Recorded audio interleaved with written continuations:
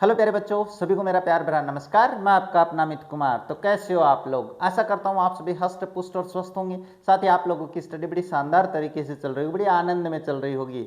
आज का अपने वीडियो 12th क्लास के स्टूडेंट्स के लिए होने वाला है, क्योंकि हम अपनी बुक ऑफ फ्लेमिंगो से पोइम्स का अध्ययन करने वाले हैं। और क्या पढ़ने वाले हैं तो बता देता हूँ कि सबसे पहले हम अपने प्रत्येक स्टैंजा का हिंदी में अर्थ समझने वाले हैं। उसके बाद में हम प्रत्येक स्टैंजा की एक्सप्लेनेशन करने वाले हैं, बिल्कुल उसी प्रकार से जैसे कि आपके एग्जाम में पूछी जानी है। उसके बाद में हम बात करेंगे अपनी पोएम के क्वेश्चंस के बारे में, जो कि आपकी बुक में दिए हुए हैं। इसके अलावा बात करें अपने इंपॉर्टेंट क्वेश्चंस, एडिशनल क्वेश्चंस के बारे में, जो कि आपके अपने पास सीबीएसई बोर्ड एग्जाम में पूछे जा चुके हैं, जो आपके आरबीसी बोर्ड एग्जाम में पूछे जा चुके हैं, उनको भी हल करने वाले हैं। इसका मतलब है आप लोगों को ये वीडियो बिना स्किप किए हुए कंप्लीट देखना है, ताकि आपको पोएम है वो आसानी से समझ में आ सके। तो अपने इस वीडियो को शुरू करें इससे पहले आप लोगों से एक बात कहना चाहेंगे, अगर आप हमारे चैनल पे आए हो, हमारे वीडियोस देख रहे हो, वीडियोस पसंद आ रहे हैं, हमारे चैनल को सब्सक्राइब कीजिए, वीडियो को लाइक कीजिए, शेयर कीजिए, साथ ही बेल आइकन को भी ऑन रखिए, ताकि मेरे वीडियोस के नोटिफिकेशन सबसे पहले आप लोगों के पास पहुंचे। अब ज़्यादा समय नहीं लेते, शुरू करते हैं आज का वीडियो। आप लोगों के पास आंट जेनिफर से टाइगर, यानी चाची जो जेनिफर है उनके जो बाघ है उनके बारे में हम बात करने वाले हैं। छोटी सी कविता है, इसमें कवि का परिचय हमने नहीं लिखा है, कोई बात नहीं है, इसका कवि का परिचय बाद में शॉर्ट टाइप एक वीडियो बना देंगे, उसमें करवा दूंगा मैं।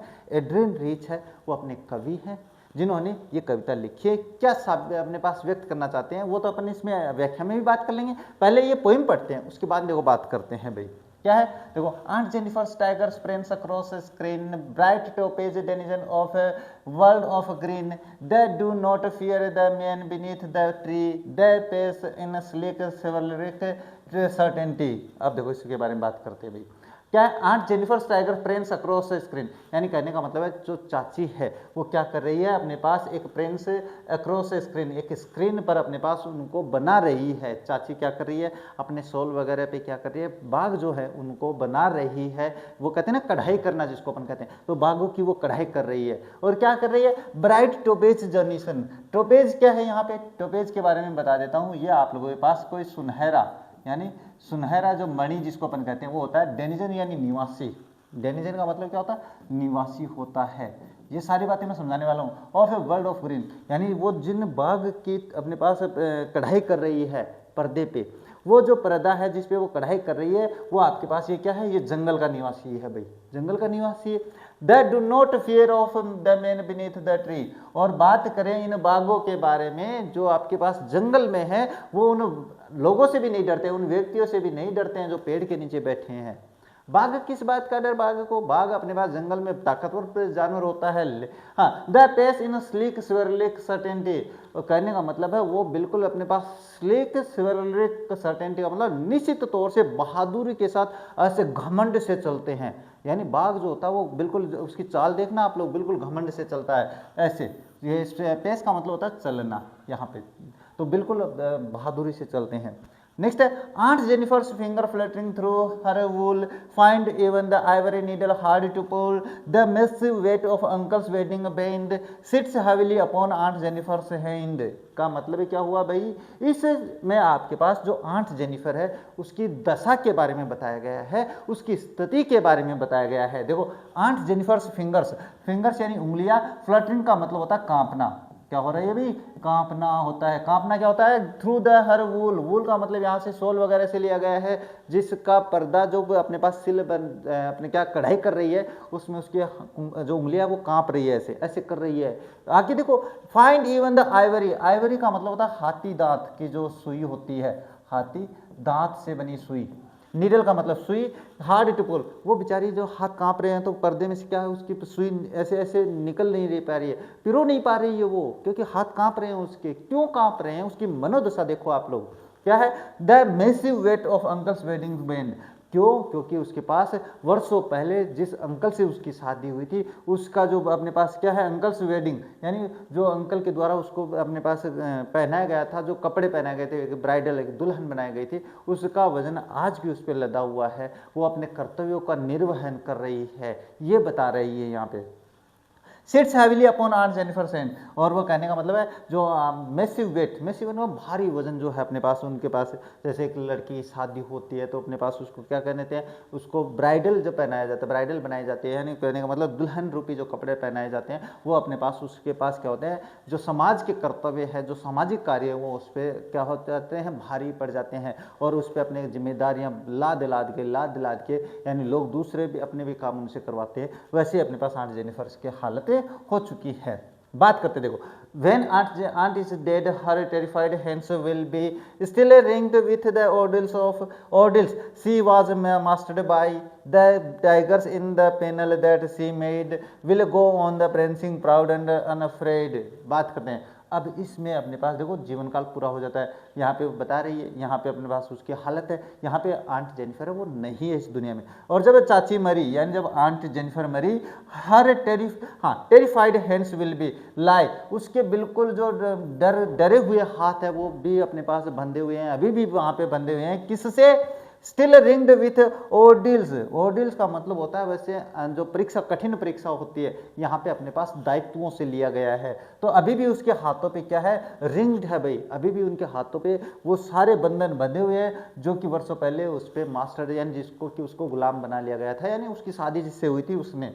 The tigers in the panel that the seemed, और जिस पर्दे पे, जिस पैनल पे उसने टाइगर बनाए थे, वो टाइगर क्या है, विल गो द प्रेंसिंग, वो बिल्कुल अपने पास घमंड से प्रेंसिंग करना मतलब चलना, प्राउड एंड अनफ्रेड, वो बिल्कुल गर्व से घमंड से चलते हैं, और वो अपने पास डरे हुए नहीं है। जबकि चाची है वो अपने पास डरी हुई थी, उस पर अत्याचार हो रहे थे, अपना दायित्व निभा रही थी, जबकि वो बना क्या रही थी, बाघ का बना रही थी। इसका मतलब दोनों आपस में विपरीतार्थक हैं।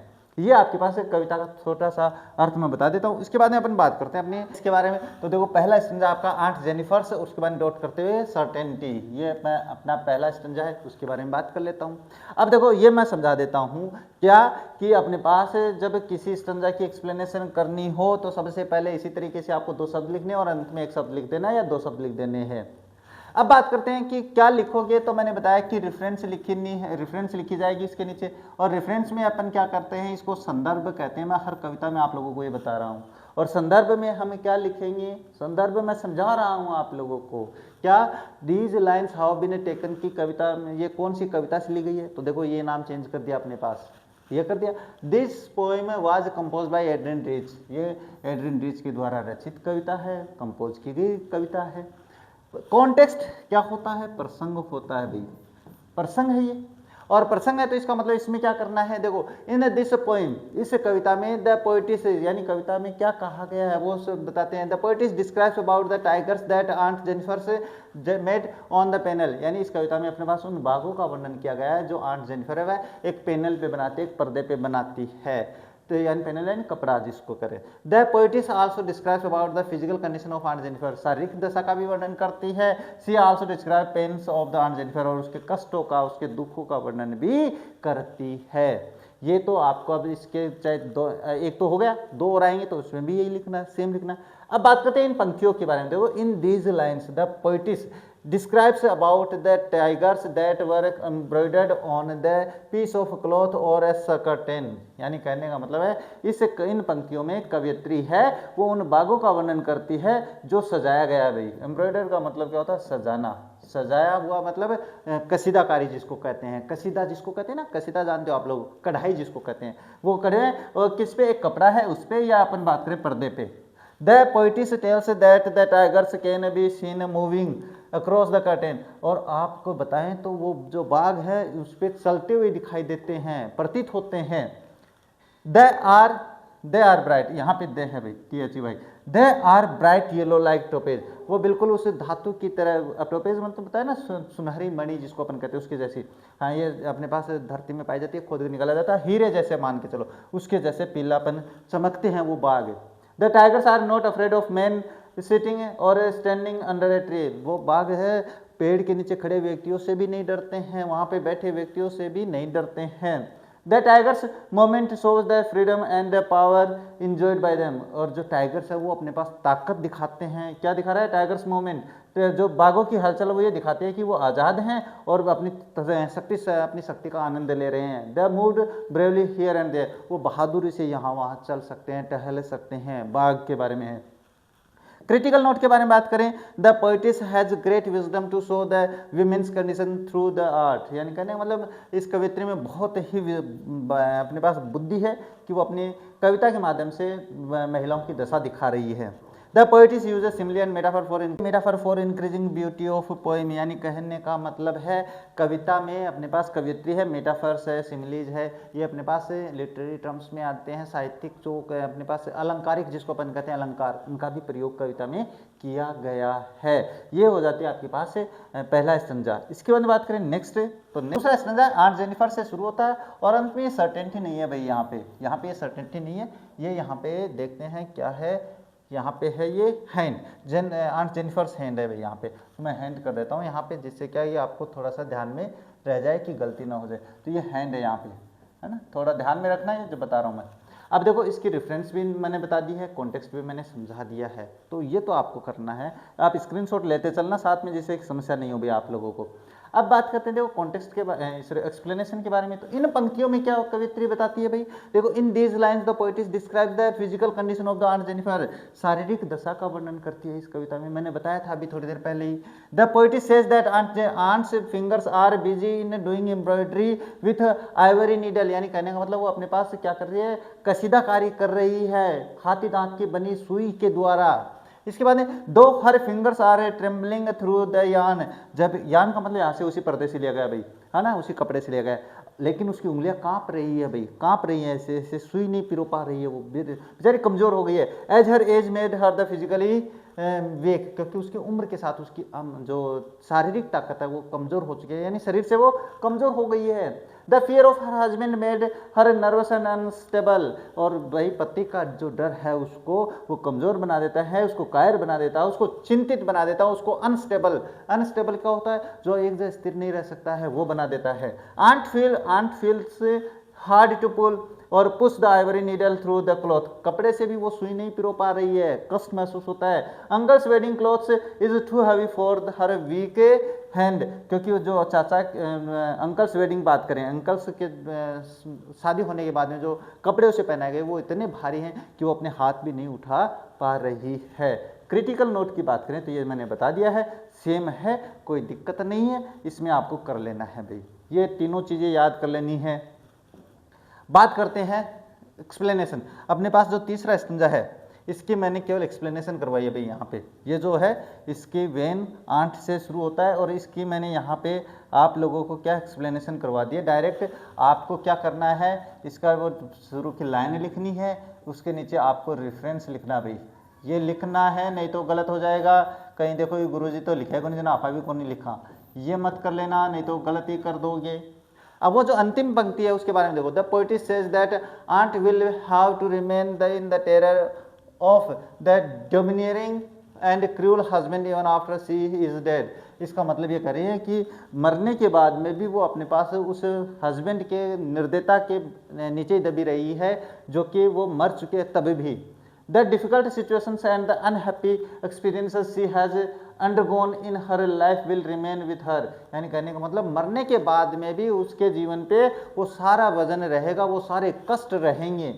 हाँ, she has been dominated by the arrogant, cruel and domineering husband so much that she cannot hope to get any relief from the ordeals of her life। यानी कहने का मतलब अपने जीवन की कठिन परीक्षाओं के बावजूद भी वो अपने आप में क्या है, उस पति से छुटकारा नहीं पा सकती है। इसके बाद में she has been a slave to those orders, वो उन सभी कठिन परीक्षाओं के प्रति अपने आप को गुलाम बना लेती है। हाउ एवर फिर भी the tigers the she made in her panel will go on the moving proudly and fearlessly. लेकिन जो बाग उसने बनाए हैं उस पर्दे पे, वो बिल्कुल बिना डरे, बिल्कुल घमंड से अपने पास जीवन जी रहे होंगे। Her wish to be proud and fearless like tigers will remain unfulfilled. बस बात ऐसी है कि वो बाघों की तरह अपना जो जीवन यापन करना चाहती थी वो उसकी इच्छा अधूरी रह जाएगी।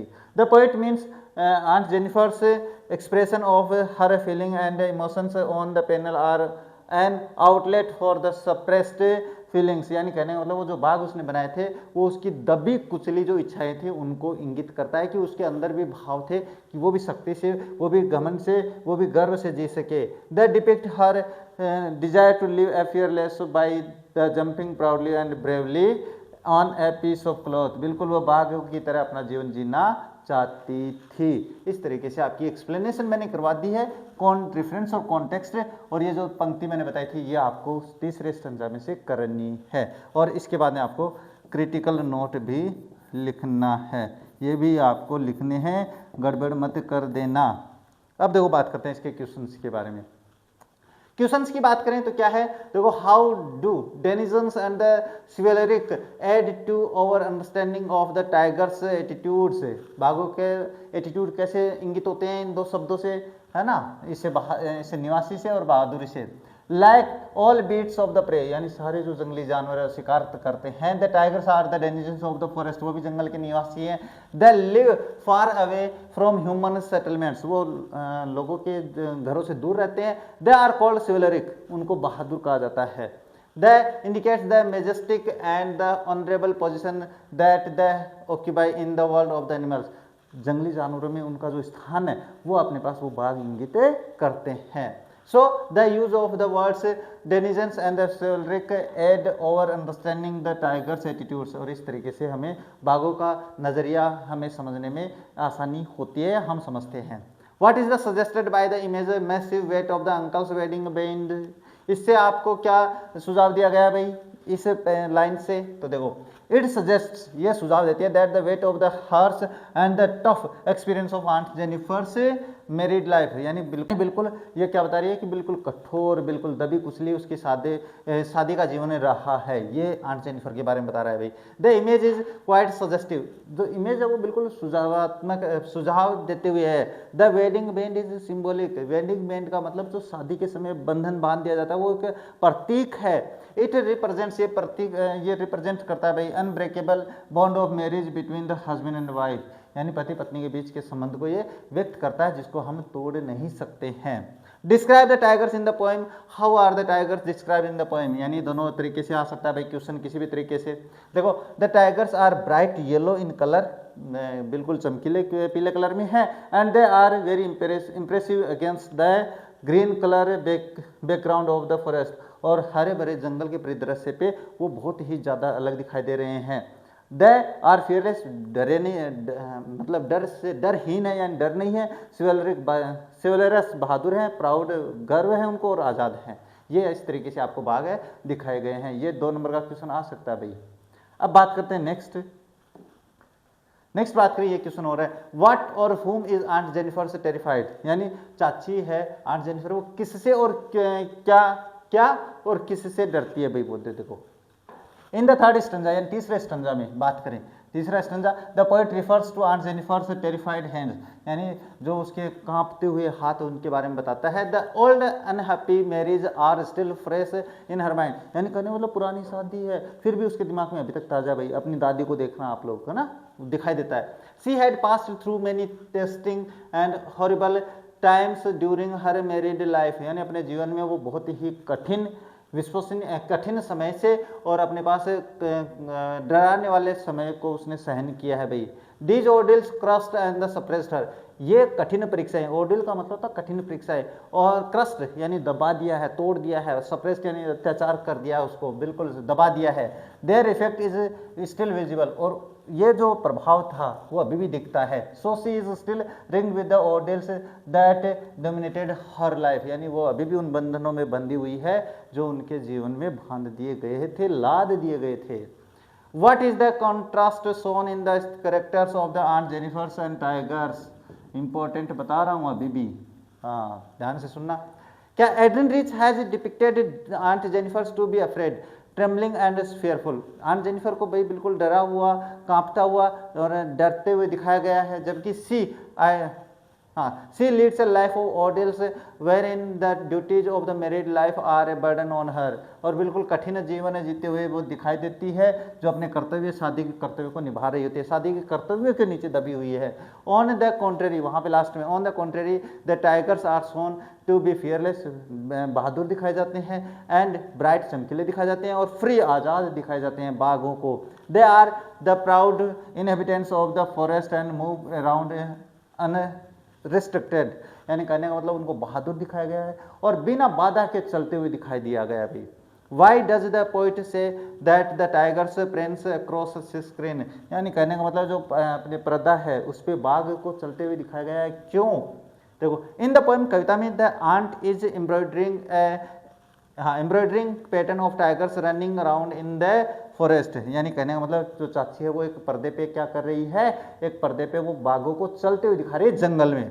The poet says that the tigers are fearless, कवियत्री कहती है कि वो जो टाइगर है वो डरे हुए नहीं है, बहादुर हैं। And they can be scene running and jumping around, और उनको उछलते कूदते दिखाई दिया जाता है, भागते हुए दिखाई देता है। The screen here refers to the panel of the cloth on which she is embroidering the pattern, और यहाँ पे ये जो स्क्रीन है, क्या है स्क्रीन? स्क्रीन से मतलब उस पर्दे से लिया गया है जिस पर चाची उन बागों को बनाती है। बात करते हैं इसके बारे में, क्या what is the theme of the poem. ये थीम मैं आपको लोगों को बताता हूँ कि हर कविता की याद रखनी है। The poet is famous for the her feminist writings, कवित्री है वो फेमस है भाई अपनी महिलाओं के लिए लेखन कार्य के लिए। Through the poem she wants to highlight the plight of an old women, बिल्कुल हाँ, through the poem she wants to highlight the plight of an old women, एक वृद्ध महिला का दुख कैसे व्यक्त करते हैं वो इसमें कोशिश करते हैं भाई। The women is married and burden bye marital obligations, और जो महिला है वो शादीशुदा है और उस पर वजन लाद दिया गया है शादीशुदा होने का, हाँ, जो कर्तव्य बाधाएं हैं। Her freedom and desires have been curtailed, उसकी जो इच्छाएं हैं, उसकी जो आज़ादी है उसको गुलाम बना लिया जाता है, उसको बांध दिया जाता है। कर्टेल का मतलब गुलाम बना देना या उनको बंधन में बांध देना। This desires are reflected in the tigers which she is embroidering on the panel, और ये जो इच्छा है वो कहाँ पे दिखाई दे रही है? उन बाघों में दिखाई दे रही है जो बाघ वो बना रही है। यानी ये बात थोड़ी सी बाद में बताते हैं। The poet also highlights that aunt Jennifer's hands tremble while embroidering, और उसके हाथ कांप रहे हैं जब वो अपने पास एम्ब्रॉयडरिंग कढ़ाई कर रही है। Perhaps because she is afraid of her husband, शायद हो सकता है कि वो अपने हस्बैंड से डरी हो गई। This ordeal will not end even when with her death, because then also she will remain wife of the man who torments her, यानी कहने का मतलब वो मरने के बाद में भी इनसे आज़ाद नहीं हो पाएगी, क्योंकि मरने के बाद में भी वो अपने पास क्या उसी व्यक्ति की पत्नी रहेगी। नेक्स्ट है why is she ringed with ordeals, यानी कहने का मतलब उस व्यक्ति को बंधन बांध दिया गया कठिन परीक्षाओं के दायित्वों के। She is ringed with ordeals because marriage has brought with it a host of family responsibilities by which she is ringed और सराउंडेड, यानी कहने का मतलब शादी के बंधन से वो परिवार के दूसरे परिवार का कर्तव्य उठाने में, उसके बोझा उठाने में, उसका काम करने में दब जाती है भाई, हाँ, जो जिनसे वो घिरी हुई है। She feels too so burden by her marital constraints that that seem like a ordeal to her, और वो अपने शादी के बंधन में इतना बन जाती है कि वो सारी उसके लिए कठिन परीक्षाएं बन जाती है। वाई आर आंट जेनिफर्स टाइग फिंगर्स फ्लटरिंग, जो चाची है उसकी उंगलियां क्यों कांप रही है? देखो, आंट जेनिफर्स फिंगर्स वगैरह fluttering because she was experiencing anxiety and a sense of the oppression due to her marriage and social expectations, यानी कहने का मतलब वो इसलिए कांप रही है क्योंकि उस पर अपने पास चिंता का भाव दिखाई दे रहा है। इसके अलावा बात करें उसके दबाव, उस पर अत्याचार जो हुआ है ड्यू टू मैरिज, शादी के कारण उस पर जो अत्याचार, ऑपरेशन का मतलब होता है दबाना, कुचलना किसी को, ये उसकी शादी के कारण है। सोशल एक्सपेक्टेशंस यानी सामाजिक जो आशाएं हैं उनके कारण वो कांप रही हैं। The fluttering is a physical manifestation of her inner turmoil and the constraints imposed on upon her, यानी कहने का मतलब कांपती हुई उंगलियां ये व्यक्त करती है कि उस पर अपने पास समाज के द्वारा कितना वजन लाद दिया गया है। हर वेडिंग रिंग यानी उसकी शादी की जो रिंग है, अंगूठी है, सिंबल ऑफ हर मैरिज, वो उसकी शादी का एक प्रतीक है। इज डिस्क्राइब्ड एज हैवी, जो कि भारीपन में दिखाया गया है। Further emphasising the burden of the carries, she carries, इस उन वजन को दिखाया जाता है, उन दायित्वों को दिखाया जाता है जिनको वो सहन करती है। यहाँ पे आपकी ये जो कविता है, ये जो अपने पास पोइम्स वाला पार्ट है वो अब कंप्लीट हो जाता है। यानी कहने का मतलब हमने सभी जो पोइम थी, सभी जो पोइम्स हैं इनका हमने अध्ययन कर लिया है।